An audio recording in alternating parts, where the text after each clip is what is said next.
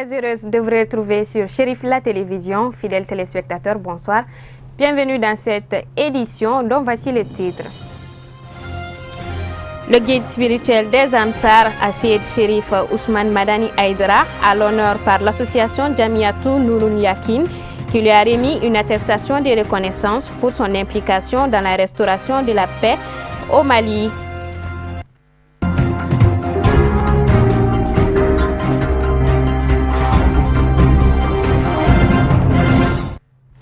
L'association Jamiatou Nouroul Yakin de Bako-Djikroni a remis ce mardi 29 août un diplôme de reconnaissance au guide spirituel des Ansar, Seyed Chérif Ousmane Madani Aïdara, pour son travail accompli dans la restauration de la paix au Mali.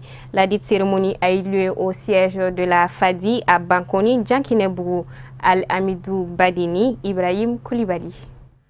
Jamiatou Nouroul Yakin est une association musulmane créée depuis 2003. Cette association vise la sensibilisation de la population pour un bon vivre ensemble. C'est dans le cadre de ces activités qu'elle vient de décerner un diplôme de reconnaissance au guide spirituel des Ansar, Seyed Chérif Ousmane Madani Aïdara, pour son patriotisme, ses efforts consentis pour la restauration de la paix au Mali. Présente à la cérémonie, la présidente de l'Association pour la protection de l'environnement et l'amélioration de la santé par l'assainissement, APASA, membre de la coalition citoyenne des associations de la société civile pour la paix, l'unité et la réconciliation nationale, a saisi l'occasion pour exhorter le guide spirituel à redoubler d'efforts pour que la population du Nord, en particulier celle de Kidal, regagne en toute quiétude leur bercail. Bon, je lance un appel solennel à tous les Maliens, à toutes les Maliennes.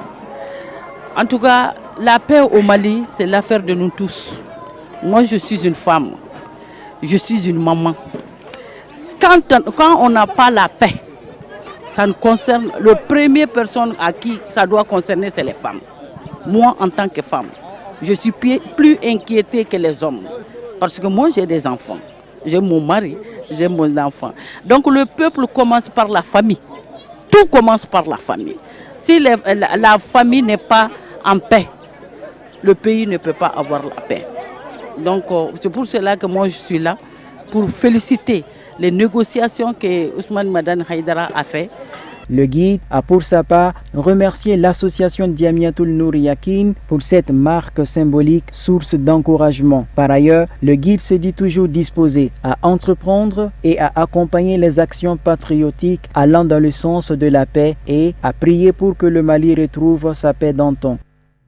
La mairie de la commune 1 du district de Bamako, en partenariat avec la section locale du Conseil national de la jeunesse, a procédé au lancement d'une campagne de reboisement. La cérémonie s'est déroulée ce mercredi 30 août à Doumanzana, devant le lycée Philidabo Sissoko. Abdul Karim Sako, Samba Traoré. C'est en présence des autorités communales accompagnées du chef de quartier et les membres du CNJ local de Doumanzana que le maire de la commune et du district de Bamako a procédé à la plantation du premier arbre qui marque le lancement de cette campagne de reboisement. Nous avons deux objectifs majeurs. La première, c'est que nous souhaiterons que la commune 1 soit une commune verte, que les autres communes viennent prendre l'exemple en commune 1. La deuxième chose, c'est lutter contre les changements climatiques. On sait que les effets des changements climatiques commencent à créer un problème à l'étendue mondiale. Donc nous souhaiterons vraiment faire notre part de devoir afin de lutter efficacement contre les changements climatiques. Oui, c'est normal, parce que dans chaque quartier de la commune 1, nous avons un bureau constitué de 60 personnes. Donc ici nous sommes à Doumanzana et le président est avec moi actuellement. Donc c'est pour veiller aux arbres. Donc nous souhaiterons que d'ici l'année prochaine, qu'on vienne trouver que ces arbres-là sont partis et qui va servir au moins l'environnement, qui va servir le cadre de vie, qui va servir les environs, c'est-à-dire les familles environnantes pour le bon cadre de vie. Pour le premier responsable de la mairie de la commune 1, les arbres contribuent énormément à notre cadre de vie sur terre. C'est un appel que moi je lance en tout cas à la jeunesse, d'avoir l'amour de l'arbre, l'amour de la nature, préserver son environnement. C'est pour les générations futures, on ne le fait pas pour soi-même. Absolument. Je discutais tout de suite avec madame le maire de Doumanzana et pour la sensibilisation de la population. Il faut qu'absolument, chaque fois que vous plantez des arbres, essayez de sensibiliser la population autour de vous, c'est-à-dire les personnes qui sont installées sur l'axe sur lequel vous allez planter des arbres. Les sensibiliser et leur faire comprendre que nous allons planter des arbres devant votre porte. La moindre des choses pour vous, c'est d'entretenir cet arbre-là tous les matins, un seau d'eau, ça ne coûte rien, même confier aux enfants. Vous appelez un enfant, vous dites tout de suite, voilà ton arbre. Mais il va soigner cet arbre-là. Il fera tout pour que cet arbre grandisse et il dira plus tard, voilà mon arbre, l'arbre que j'ai planté.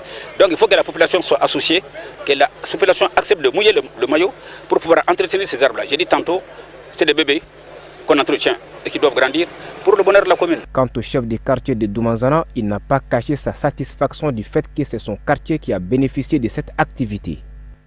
Le syndicat des banques et établissements financiers du Mali a tenu une conférence de presse ce mercredi 30 août au siège du patronat. L'objectif était de faire le compte-rendu de la grève de 72 heures observée par le SINABEF suite au licenciement de leurs camarades.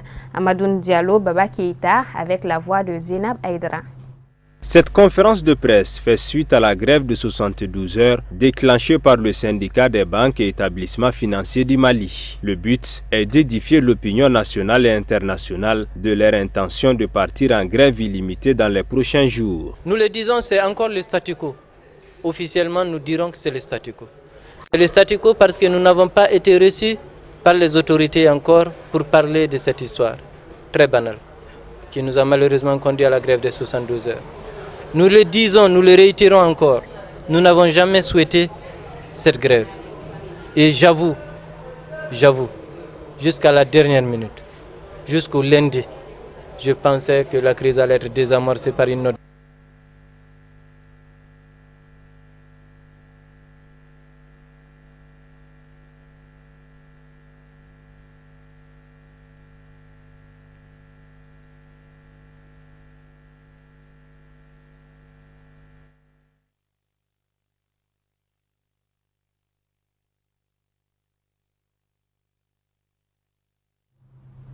Le syndicat des banques et établissements financiers du Mali a tenu une conférence de presse ce mercredi 30 août au siège du patronat. L'objectif était de faire le compte-rendu de la grève de 72 heures observée par le SINABEF suite au licenciement de leurs camarades. Amadoun Diallo, Baba Keïta.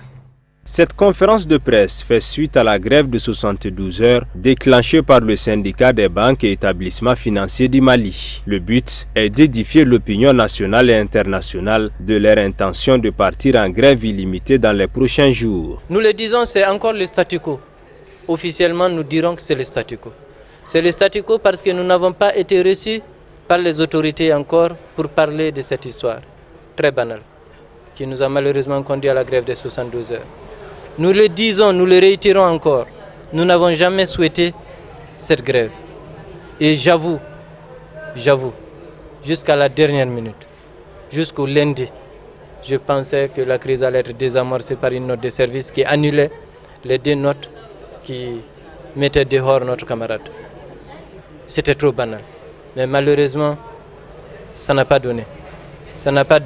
Rappelons que le SINABEF prévoit d'organiser une assemblée générale extraordinaire le mardi prochain devant le siège du patronat pour prendre des décisions importantes sur le mot d'ordre de grève.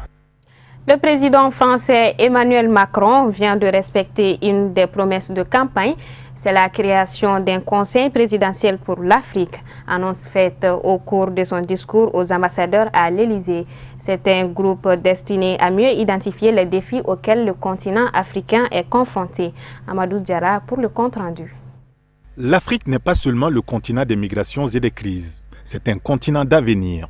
C'est en Afrique que se joue largement l'avenir du monde, dixit Emmanuel Macron lors de son premier discours devant les ambassadeurs. Le président français a réitéré sa volonté de placer le continent au cœur de la diplomatie française. Ce ne sera ni un nouveau think tank, ni un fan club du président de la République, mais une instance chargée de conseiller le chef de l'État et de faire remonter des propositions, a fait savoir l'Élysée. Concrètement, le CPA rencontrera notamment Emmanuel Macron avant chacun de ses déplacements en Afrique et travaillera également à l'élaboration des discours importants prononcés en rapport avec le continent. Son premier chantier, le discours de politique africaine que prononcera le président français en novembre prochain et sur lequel le CPA sera invité à collaborer. Cette structure inédite, tournée vers les attentes de la jeunesse africaine et composée de personnalités engagées issues de la société civile, doit en effet permettre au président Macron de préparer ses visites d'État sur le continent. Parmi les 11 membres, tous bénévoles, a-t-on appris, qui composent ce groupe de travail figurent de nombreuses personnalités africaines issues de la diaspora. Une première mission les attend déjà, c'est de participer à l'élaboration du discours de Macron lors de son déplacement à Ouagadougou au Burkina Faso très prochainement. En se dotant d'un tel groupe de travail, la présidence française espère ainsi faire montre d'une meilleure expertise de l'Afrique et éviter également des impairs diplomatiques comme ce fut le cas en 2007 pour Nicolas Sarkozy, dont le controversé discours de Dakar entacha durablement ses relations avec le continent. La fête de Tabaski, jour J-2, tout le monde s'active et tous les regards se tournent vers le marché de moutons. Malgré l'abondance du bétail, les spéculations se font pressantes à quelques heures seulement du sacrifice ultime, suivant ce dossier réalisé par Amadou Diallo et Baba Keïta avec la voix de Zainab Aïdara. À moins de 48 heures de la fête de Tabaski, nous avons effectué un tour dans les différents marchés de moutons dans la capitale malienne. De l'avis des vendeurs, les moutons sont vendus à tous les prix et parfois moins chers. Au marché de l'hippodrome en commune 2, les vendeurs rassurent. Cette année, les prix sont abordables parce qu'il y a la pluie cette année. Les moutons sont remplis, moins de dépenses. Donc je pense que cette année, les prix sont très moins chers. Comme les années précédentes, certains citoyens se plaignent des prix de moutons dans le marché, comme c'est le cas ici au marché de Sebeninkoro en commune 4 du district de Bamako. Effectivement, je viens de gagner un mouton à 75 000. Le prix, c'est pas facile, Effectivement, quand même, si ils ont diminué un peu, c'est bon quoi. Sinon, comme ça, là, c'est pas facile. On ne gagne pas quand on vient donner tout l'argent ici, là. Et nous, quand même, c'est pas facile. Mais quand, déjà, nous, on a gagné pour nous.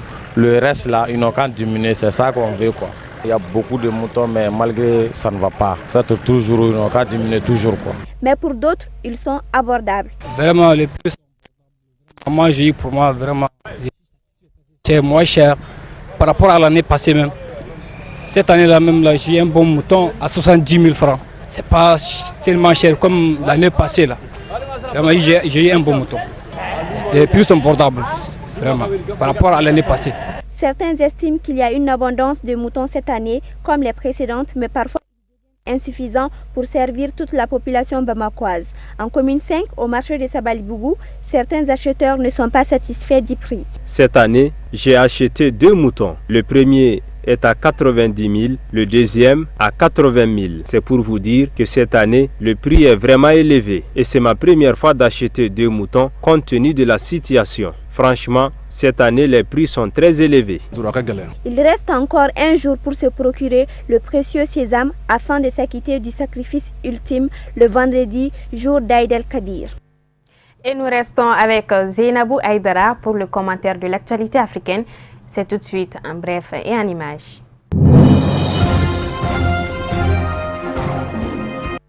Le président des États-Unis, Donald Trump, s'est rendu hier mardi 30 août au Texas pour voir sur place l'ampleur des dégâts, discuter avec les autorités locales, évaluer leurs besoins et assurer les populations sinistrées qu'elles pouvaient compter sur l'aide du gouvernement fédéral après le passage de la tempête Harvey. Alors que le couvre-feu a été déclaré à Houston pour éviter les pillages, Donald Trump fait face à 2 crises en même temps, Harvey et la Corée du Nord. C'est dire que chacun de ces mots, chacune de ces décisions sont examinées à la loupe. Il a l'occasion s'il se montre à la hauteur d'essayer de regagner un peu d'estime chez ses compatriotes.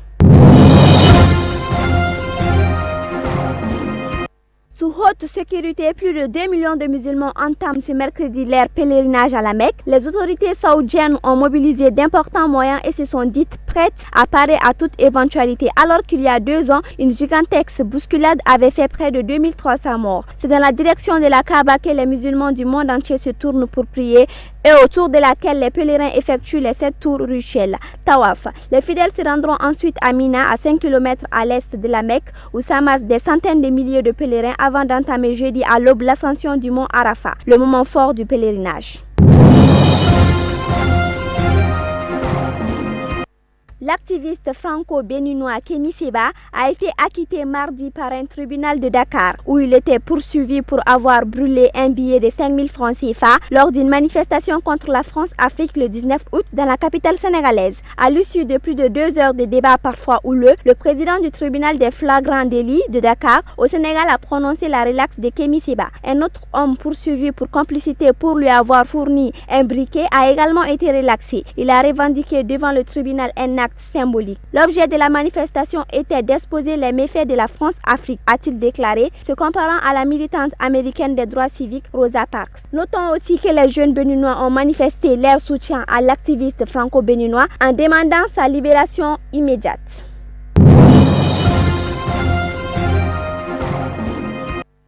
Voilà, c'est ce qui met fin à cette édition. Merci de l'avoir suivi. Les programmes continuent sur Chérif la télévision. À très bientôt.